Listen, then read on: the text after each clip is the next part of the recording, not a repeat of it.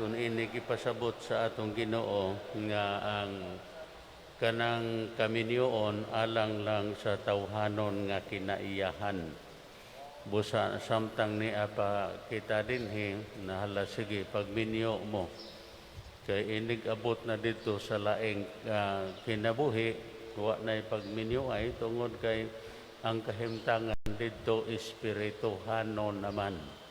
Mao kini ang gipasabot karon sa ebanghelyo nga bag-o pa natong gibasa nga dunay panagminyoay ang lalaki ug babae ug nga inig abot sa panahon nga sila pareha ning say gihulagway karon sa ebanghelyo. 7 ka magsuon nakapangasawa og usa ka biyuda. Inig kamatay na itong biyuda. Nung niya nangamatay sa itong magsuon, kansam siyang asawa. Awa na'y tag-iya. Tungod kay ang katong mga kahimtangan dito, espirituhano naman.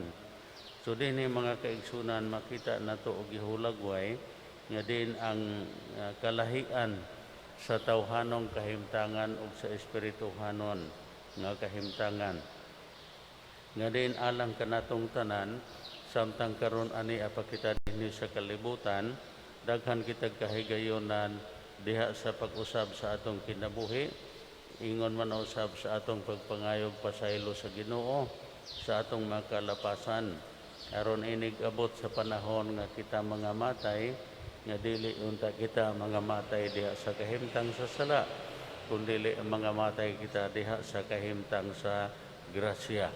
Samtang ni apa kita dinhi makapangayo patag pasaylo, mapasaylo pa ta, pero inig abot dito sa laing kinabuhi, dili na kita makapangayog pasaylo, kay hukman na kita sa Ginoo, inig abot na to din so, ug unsay angay nga kanato, asa unsay kahimtang sa ato unya nga kalag, inig abot dito sa laing kinabuhi. Ug nini karon mao kini nga samtang niya pa kita dinhi makahimo pa kitag kausaban pag pinasaylaway sa usag-usa anhi nato kana buhata kay didto dili na kana nato mahimo didto. Palihog manindo.